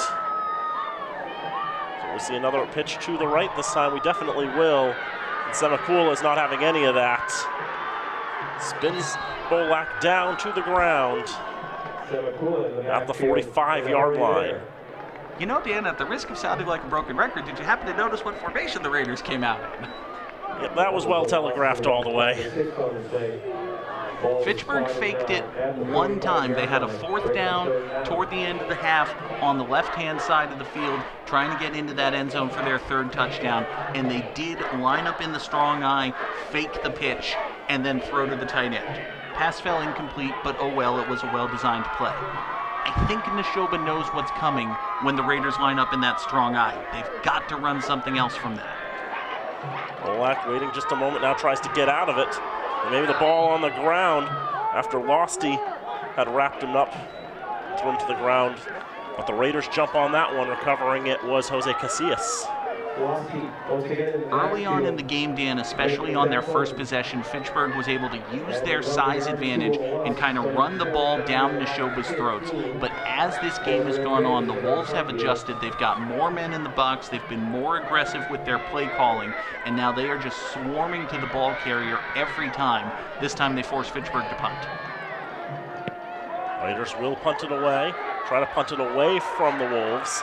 But Bernard will pick it up at the 18-yard line. He'll be thrown out of bounds at the 25. That was Hunter Bernard on the return. Nashoba's going to have the ball back with 2:32 to go in the 3rd quarter and the lead. And Dan, while we have a moment here between possessions, we want to thank our tremendous crew who helped bring us this production on FATV. Our director tonight is Nate Glenny. Technical supervisor is Travis Falk, assisted by Isaiah Manuel. Replay operator tonight is Keith DePerry, doing a tremendous job as always. And our camera operators, Tony Sophia, Logan Corrado, Seth Rigby, and Tyler Sargent. Thanks to all of them for their tremendous work. Bulls will drive with the lead, 1st down. And breaking away and breaking out of multiple tackles, Jared Williams. Tough to take down. You can see how well he wears the mud tonight, too. I was talking in the first half, Dan, about how when one team is running the ball down the other team's throat, it's kind of a self-fulfilling prophecy. That rock starts rolling downhill, and it gets harder and harder to stop. The defense just gets tired and exhausted and beaten and bludgeoned. And I was saying it at the time in the context of Fitchburg being able to run it on Nashoba. But as this game has gone on, it is Jared Williams and the Wolves of Nashoba who are running the rock down Fitchburg's hill. 2nd down with Devine throwing over the middle. It's caught by Bernard. And Bolak will wrap him up and bring him down to the ground at the 40-yard line. Another 1st down for Nashoba. And that passing element that the Wolves have is something Fitchburg really hasn't seen. We've only seen a handful of pass attempts, maybe 2 or 3 by Zacchaeus Collins. We saw the one halfback pass by Luke Bolak, but Fitchburg really has not tried to establish any kind of traditional passing game unless they've absolutely had to. Nashoba being able and willing to go for it here on 2nd down and 3, catches the Raiders off guard, gets them a 1st down. Raiders have only attempted 4 passes tonight. Nashoba, 16. Williams bouncing out right side. Went backwards some distance to go forwards, and forwards he goes about 7 yards. Give it to the 47-yard line. This time I think this is an option out to the right once again for Devine. He sees that left defensive end come crashing down on him. We'll see it again here on the replay. Devine's watching that end. As soon as Ali Coheel commits to cover the quarterback, tries to tackle the ball carrier, that's the signal to Devine that he can pitch it out to Williams, and Williams is able to get a big gain. The 47 it goes, 2nd and 4. Williams will take the handoff. Try to get out to the near side, makes a man miss, falls to the ground. The reinforcements will make the tackle at midfield. Say it's good enough for a first down, but generous enough spot as it is. That'll be the final play of the third quarter, which means they're going to, pick the ball up and move it a couple of feet? Oh, I said it was. Nashoba hurries to the line, though. They're thinking they want to get Fitchburg to jump, and hey, Fitchburg jumped. First time tonight they've done that. Before the snap, false start, offense, number 21, 5-yard penalty, still first down. It's actually a false start on Nicholas Becerra. It's a break for the Raiders. Andy LeBlanc is beside himself.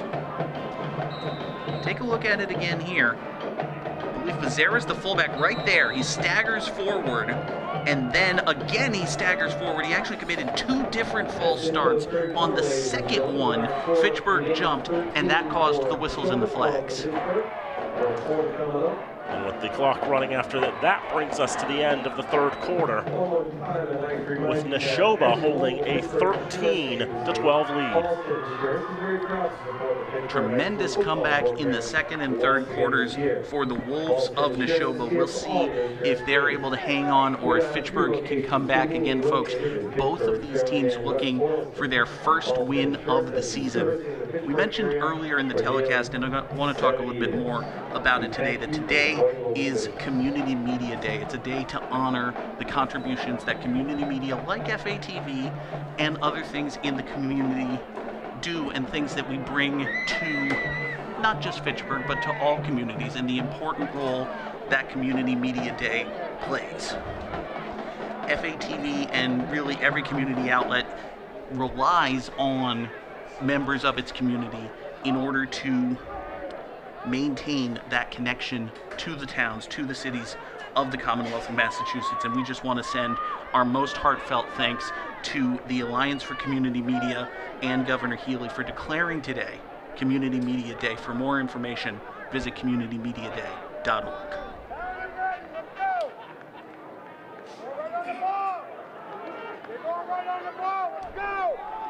That penalty against Nashoba, by the way, was their first of the night. Sets up first down and 15 for the Wolves back in their own territory at the 47-yard line. Devine rolls to his right under pressure, gets rid of it to his right. That pass is low and incomplete. He was trying to find Hunter Bernard, but it was a little bit too low for him to scoop up. It'll be second down. I wonder how much work the Raiders will put on defense to try to target number 11 in all white, as Hunter Bernard has been a favored target for the quarterbacks tonight. That time you see the pass just a little bit too low for Bernard to handle. He did have a step on Collins. The pass was just a bit off target. Now it's second down and 15 for the Wolves. Bernard 7 catches for 99 yards and a touchdown. Devine from the shotgun. Under pressure again, it's a design pressure, sets up the screen to the far side. Pass is incomplete, and that's actually fortunate for Nashoba. It was intended for Nolan Losty. Losty was a good 7 yards into the backfield when he went diving to try to catch the ball. Dan, take a look at the disparity in uniform cleanliness right here. You've got Dylan Devine, the starting quarterback, William Clark, the backup. I think you can tell which one of these guys has been playing. I think you can tell. It's been that kind of night. It's one of those things with the natural grass surface. I noticed that earlier in the game when Devine and Clark were out for the play call, and I'm so glad we got to show it. It's just amazing. Third down and 15 now for the Wolves. A little bit of trickeration here. They get it to Bernard on the reverse. He's got plenty of open field in front of him. He's got a first down, and he's out of bounds into Fitchburg territory. They needed 15. They got 16. Hunter Bernard coming from the right side on the reverse. You see Devine takes it here. They get the ball going one way. They give it to Bernard. They add in the possibility of the pitch to Becerra just to keep Fitchburg guessing. Bernard knew exactly how much he needed. He got that much and then 2 yards more. Gain of 17 on third and 15 moves the chains for the Wolves. Now Divine will go under center. Williams in the backfield, takes the pitch, straight up the gut. And he slides to a stop at the 34-yard line, and a flag comes in. Williams on the carry. Flag will come from one of those rear officials. Nashoba thinks it's against During them. the run, hold on the offense, number 62. 10-yard penalty from the spot of the foul. Repeat first down. So a 10-yard penalty thanks to the holding. I think right there's also a block in the back. And Williams, I don't think he was intending the slide there. I think he just lost his footing. Then the flag comes in behind him. So it's 10 yards from the spot. Makes it first and about 17 for Nashoba. They're at the 45-yard line of the Red Raiders. Divine rolls to his right, throws to his right, pass is incomplete. He was trying to find McLaughlin. There were a good 3 red shirts who were closer to the football, but none of them had any real chance at it. Nielsen the closest. And even then for McLaughlin, that looked like it was well overthrown. This is a Tide commercial. You know, there's the before, 12 is the after, by Tide. Wait, I didn't say by Tide, this is community access. We can't have calls to action. For more information on Tide, visit Tide.com. That's better, I can say that, right? Just trying to cover your tracks at this juncture. Thank you. Second down, 17 for the Wolves. Handoff goes to Williams. He runs out of one tackle, can't get away from another. He is driven down. I believe that's Dominic Berduger on the tackle. Look at Pedraza, but either way, a great stop there, and just well read by Pedraza to get in position there. And Williams goes for the stiff arm, and Pedraza no-sails that. Maybe just whiffed on it and just waits him out for a moment, then pushes him to the ground. You were right, it was Cassiano Pedraza. 8s look like 0s, and also I'm dumb. It's a loss of a couple. Now it's 3rd and 21, we'll call it. Wolves are going backward, almost into their own territory. Backward pass here, try to get it back to the quarterback. Pass is complete to Divine. He's got plenty of yardage in front of him. How deep does this playbook go? Andy LeBlanc busting it out when he needs it most. They ran the double pass for a touchdown earlier. This time it's a double pass back to the quarterback. McLaughlin is 2 for 2 on the night. I did talk about that earlier, is that Nashoba has a very diverse playbook, and they're not afraid to dig deep into it. And that's really something that makes their offense maybe click a little more than Fitchburg's, is just how far they can go in and how many different plays they can run. So many different formations, so many different possibilities. This time it's a fullback dive up the middle for Williams. Jared Williams just bowling through the Red Raider defense. Gains about 7. And those big plays like that, those big conversions on 3rd and 4th down, I think are really shell-shocking the Raiders, and they have to call timeout here. Pittsburgh. Pittsburgh will take the timeout just to catch their breath. But as you were saying, Dan, it's not just, oh, it's 3rd down and long, we'll go shotgun and run a post and maybe we'll get a first down. It's, let's run a reverse, let's run a double pass, let's go deep into our playbook. And it's been working. Fitchburg has not had the answer. Nashoba has really controlled the ball in this second half. In fact, Fitchburg's only had it for 2 minutes and 47 seconds. The rest of this half, it's been all Nashoba. You can see that, especially when Williams gets the carries, when it's working for Nashoba. He's just able to run it right through the teeth of the Raider defense. We're getting to the point, Dan, where a touchdown here would make it a 7-point game. The Wolves could always have the option of going for 2, make it a 2-score affair, and that would be very dangerous for Fitchburg. They have not scored since very early on in this one. But I suppose I'm getting ahead of myself, so there is the matter of 2nd down and 2 before all of that. 10:14 to play here, 4th quarter. Nashoba leads 13-12, and they have the ball. Motion to the near side. Divine option, pitch to the near side. Wrapped up in the backfield is Abasi Semakula II. Absolutely nothing doing for him. It's a big loss, about 5 yards. Niall Sim, great work defensively there for Fitchburg. Brings up the third down in about 7. I'll tell you, Sim Ball at has been 22 contributing a yard line. lot in this game on defense. Coming into the contest, he had just 1 tackle on record. But he's come up with several in this contest. And that's a big tackle for a loss of 5 yards. Sets up third down and about 7 for the Wolves. Devine will go shotgun. Semikula in motion. Handoff to Williams. He loses the handle a little bit. Recovers. Gets out close to the line to gain. He's going to have a first down. Early on in the drive, Dan, we talked about how Nashoba was going deep into their playbook on 3rd and long with wide receiver reverses and double passes. This time, halfback dive. Halfback dive is also effective if you can get 8 yards with it. 21 carries, 103 yards tonight for Jared Williams. And it hasn't really mattered what Nashoba does on 1st and 2nd down, because at the end of it, after 3rd down, they're going to have the first by about a yard or 2. Devine there getting play call. Wolves are more than content to take every last bit of this play clock. Nashoba 7 for 11 on 3rd down tonight. Well, thank heaven for that, they say. 3 receivers, 1 tight end. Williams in the backfield. Bernard goes in motion to the backfield and he takes the handoff. Winds up running behind the blocking of Williams.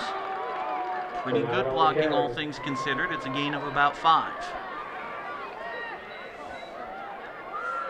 They'll bring up 2nd and 5 for the Wolves. We've seen the Wolves go option. This time they do a little receiver. It's not really a jet sweep. That would be coming across the line. He just motions into the backfield, never stops his momentum, cuts upfield just at the snap. It's actually very important to time that properly, because if you're moving forward at the snap, that's an illegal procedure. You can do that in Canada, but not here in Fitchburg. 2nd down 5, they go I formation, 2 receivers to the far side left. It's a handoff to Bernard running to the left. Hit just past the line of scrimmage, not much doing there. He's going to be dragged down. He breaks free, but after the whistles are blown.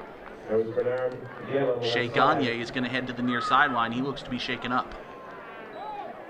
Maybe picked up a yard on the play. Maybe a yard or 2 gained on that one. It's Bernard just trying to find someone. Let's watch Gagne just really engaged in battle there with Matthew Hirschberger.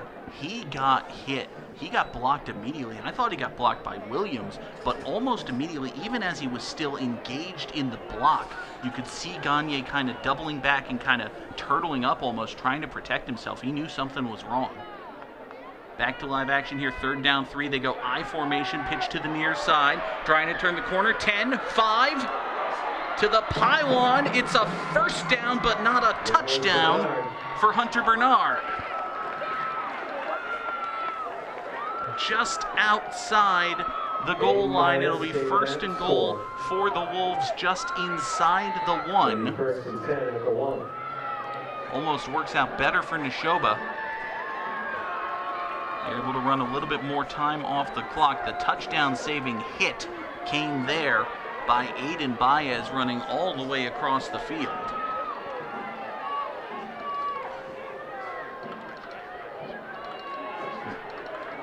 Shea Gagne, you see there on the replay, and we're taking a look at it from the press box. He is doubled over. He's got his helmet off. He is in severe discomfort. Meanwhile, back on the field, Nashoba is in. Touchdown, Wolves. 1st and goal from the 1. Nothing fancy. They just go right up the gut for the touchdown. Make it 19-12 Wolves with 7:02 to play. Nothing fancy at the end, just trying to run it up the middle, get a yard. That's all they need. They are lining up to go for 1. Would make it an 8-point game, require a touchdown and a 2-point conversion. Good snap, good hold. Semikula's extra point attempt is blocked, and that'll kill the play right there.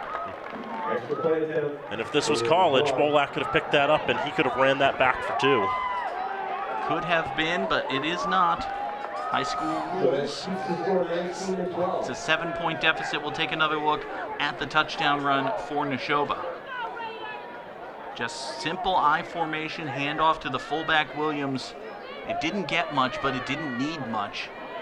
Just a yard to gain, and they got that yard on first down. So now, Dan, for Fitchburg, there's still plenty of time to work with. 7 minutes, you've got 2 timeouts. You don't need to hurry. But the offense needs to answer, and they need to answer probably on this drive. You give the ball back to Nashoba, still trailing by 7. You very likely won't see it again. Especially how Nashoba has ground down the clock on these drives. 12 plays, 65 yards, 6 minutes, 41 seconds on their first touchdown drive. And on their second one, 18 plays, 74 yards, 7.5 minutes. I believe this is only the second time we're going to see the Red Raider offense in this entire second half. That would be correct.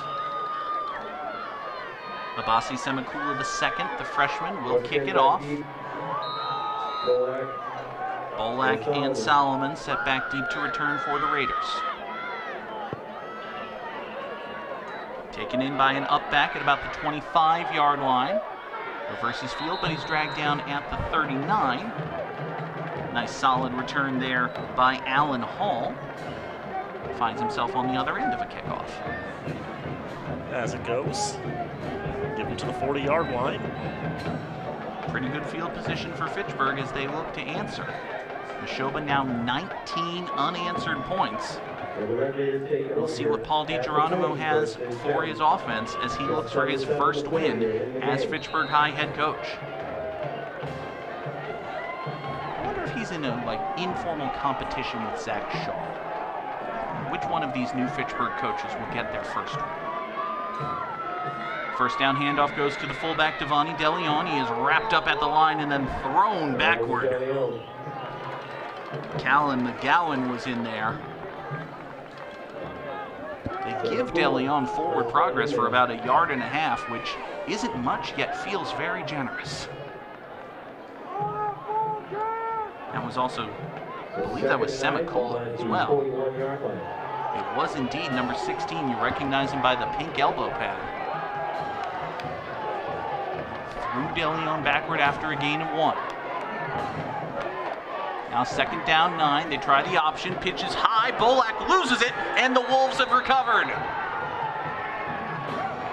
Fitchburg tried to go read option to the near side. Collins decided to get rid of it to Bolak, but the pitch backward was too high for the senior running back Luke Bolak to handle. The Wolves fall on it, and they now have a chance to put this game away. Trying to become a little more creative.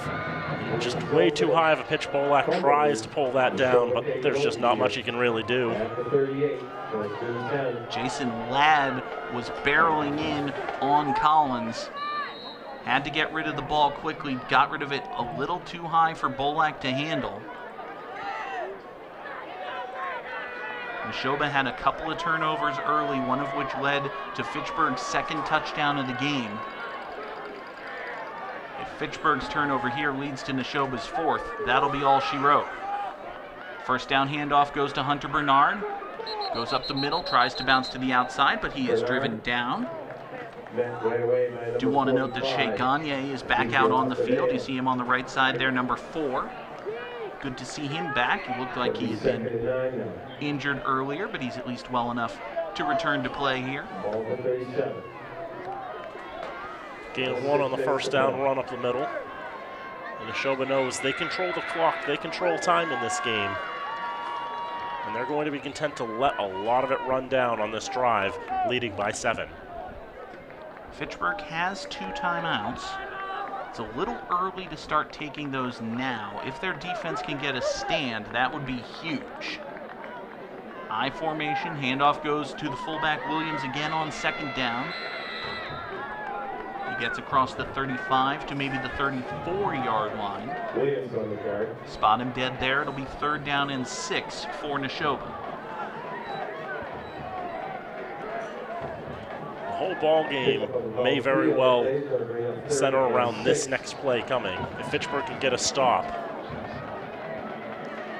Now at the end of the play here, watch number 79 for Nashoba just kind of dive onto the pile.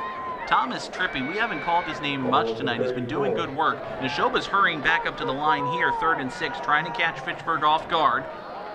I formation behind Devine, and he's barking signals the Raiders aren't jumping. And they're going to run out that entire play clock.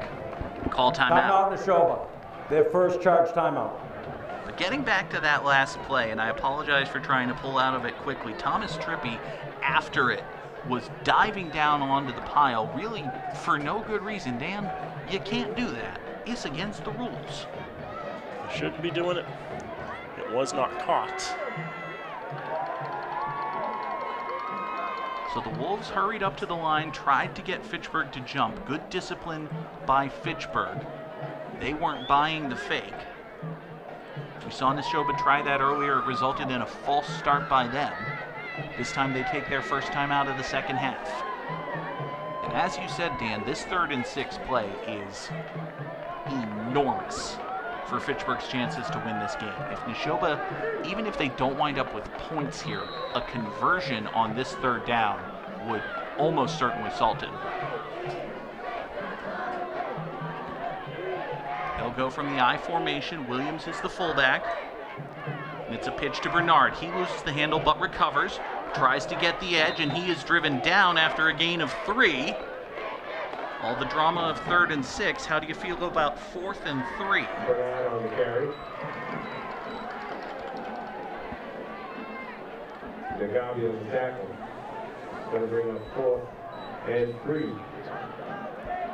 Devani DeLeon making the final hit, just driving Bernard to the ground. Big hit there for him. Now it's 4th and 3 at the Fitchburg 31-yard line. That classic maroon zone, way too far to kick a field goal, too short for a punt to be worthwhile. Plus, you only need 3 yards. You might as well go for it. I formation behind Devine. Fullback dive straight up the middle. Williams is close. It'll depend on the spot. I think he's got it. How they've spotted tonight, I can't imagine that he won't get the first down, and they will, in fact, get the first down. Stop the clock, but only for a moment. Move the chains. It's a huge 4th down conversion. What was I saying about that rock? It's a fullback dive on 4th and 3. You would think as a defense you should be able to swarm to that, but after Jared Williams has run the ball down Fitchburg's throats all night, especially in this second half, they just don't get the push. The offensive line does their job. Williams plunges forward, and it's a first down for Nashoba. 8 for 13 on 3rd down, now 3 for 4 on 4th. Play fake, kind of a busted play. Devine's going to keep it himself, and a flag comes in from behind. Keeps the ball on that play. Late flag. Don't believe that was an intended quarterback run, but, you know. It was looking like he wanted to set up to pass. During the play, holding on the offense, number 27. 10 yards from the spot of the foul. Replay, first down. You want it? Yes. Williams is guilty of the hold. It looked like he wanted to pitch to Bernard, but Bernard wasn't ready to receive the pitch. And then after that, it was just kind of plunge forward, see what you can get. Thanks to the hold, he didn't get much. But again, those fouls are assessed from the spot at this level. So it's ultimately 1st and 17 for Nashoba. They're at Fitchburg's 35. They need the 18. 2:45 to go as Devine takes the snap. Hand off to Bernard. He busts through the line into the second level. Back to about the original line of scrimmage, maybe a little bit shy of that. And Fitchburg will take their second timeout. Fitchburg, their second charge timeout. And now, Dan, you've got to take timeouts on defense. You need this stop now if you're going to get it. The result of the play is second down and about 1 maybe. We got 2:37 left in the half. Oh, my apologies. Second and 11. 2:37 to play. 19-12 Nashoba, excuse me. Any points here for the Wolves would salt this game away. At this point, with the number of timeouts Fitchburg has, a first down would functionally end the game as a contest. It'll be 2nd down and 11 for Nashoba. They have had great success running the ball through this entire second half, just absolutely dominating time of possession. Raiders in the second half have held the ball for just a shade over 3.5 minutes.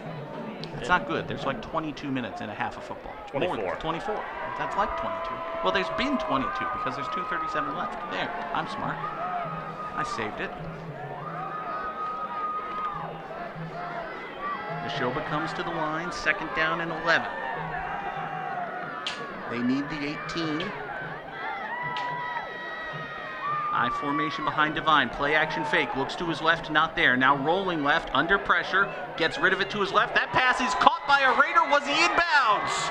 Yes! Intercepted by Luke Bolak. One of the biggest defensive plays of the season for Fitchburg, Luke Bolak. He was the starting quarterback, now the starting running back, but as a cornerback, he gives the Raiders life. And for Devine stepping up here, considering the clock management, he's got to just eat the ball or run forward as much as he can, but Bolak reads it well and comes up with the interception. Raiders have a long field to go, but they've got the ball, which is the most important thing in this situation. To have a chance, you need the ball. Luke Bolak has given them that chance. 1st and 10 Fitchburg at their own 20-yard line. 2.5 minutes to play. Play action fake. Rolling to his right is Collins. Throws to his right. Pass is incomplete. He was trying to find Devani DeLeon out of the backfield. I like at least that the Raiders go to the air on 1st down. They've had to trust the pass game a little more, especially when they know they need to move the football quickly. Just a little bit low, just a little bit behind DeLeon. Pass fell incomplete. I'm sorry, Dan. One timeout to work with 2:25 on the clock. Trailing by 7. Considering the kicking game, they'll probably go for 2 if they get the touchdown. Got to get there first. 2nd down, 10 for the Raiders. They're at their 20, need the 30. At least the math is easy. Handoff goes to the fullback, DeLeon, straight up the middle. Try to get something. It's obviously 4-down territory, so you just take your yardage in chunks. DeLeon gets about 4. It'll be 3rd and a long 5. Fitchburg needs to hurry, but they don't need to be reckless. We'll duck under 2 minutes to play here. They do spot the ball at the 15, so it's 3rd down, and I was going to say an even 5, but that doesn't make sense. You know what I mean. Bolak, the tailback. Straight drop, try to set up the screen. Pass is caught, but driven down at the line of scrimmage. Christopher Rivera with the catch. Gain of maybe a yard. Certainly not what the Raiders were looking for. 4th down coming up. They've burned just about a minute of the 2.5 they had when they started this drive.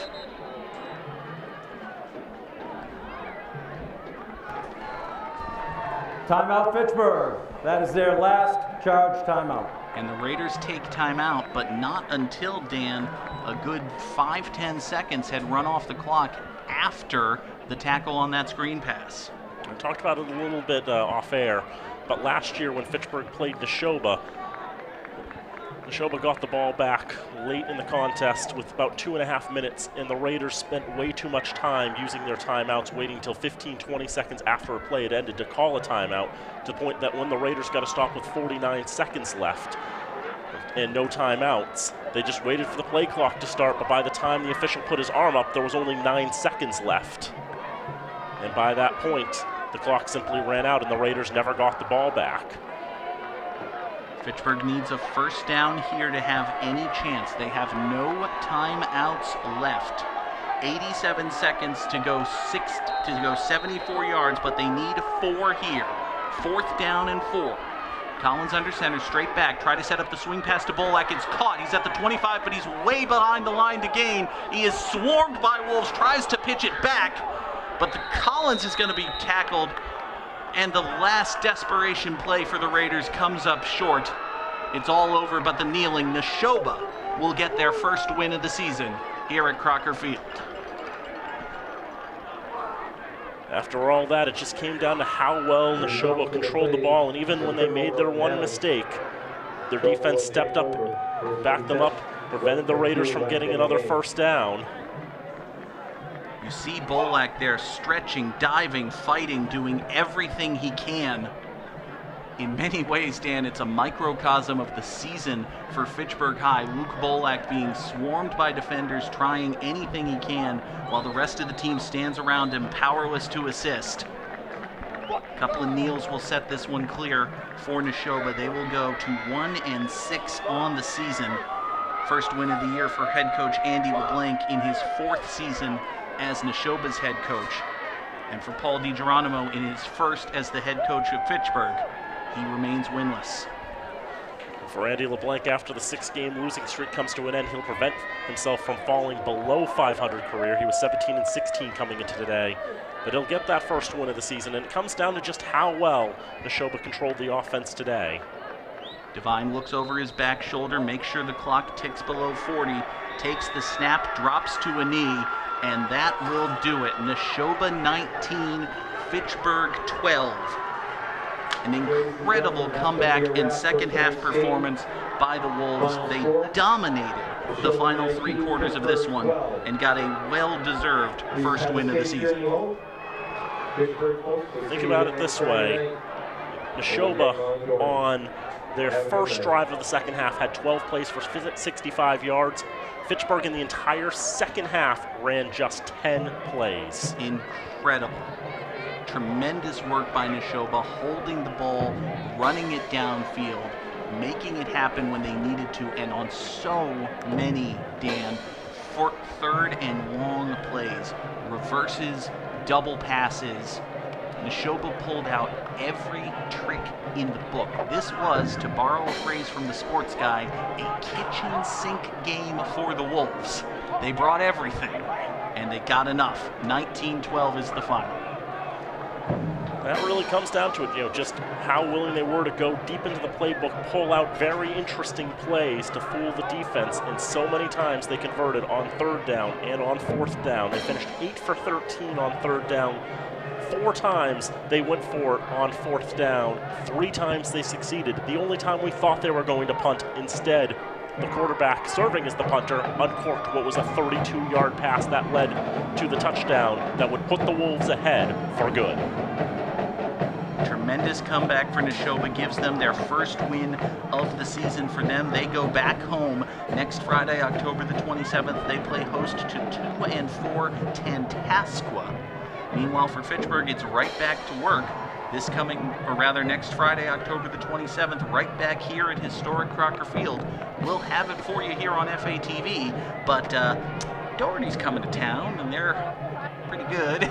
Doherty is 5-1 this year coming into this week. This was the first and thus far only team that Fitchburg has faced that has less than a 500 record, or even less than a winning record to boot. This was, of the 8 games on Fitchburg's schedule, the most winnable, in quotation marks. And I'm going to guess that, Doherty's going to come in as heavy favorites. And for Fitchburg, well, there's 2 consolation games to look forward to, in which there's going to be a couple other teams out there, like an Algonquin or a Grand Dunstable, that's still searching for a win. And perhaps those 2 will meet with Fitchburg in due time, and maybe there'll be another opportunity there. But there's still at least the 1 game we know that's happening next Friday against Doherty that will be here, and we will see what Sean Mulcahy's team can bring to Crocker. We will have that game for you here on FATV. One more time, folks, before we say goodbye, we want to thank our tremendous crew, our director, Nate Glennie, technical supervision by Travis Falk, assisted by Isaiah Manuel. Our replay operator tonight was Keith DePerry, tremendous as always, and our camera crew, Logan Corrado, Tony Sophia, Seth Rigby, and Tyler Sargent. Thank you so much to them. Dan, thank you for being here. Folks at home, thank you as well so much for being with us on Community Media Day, right here on FATV.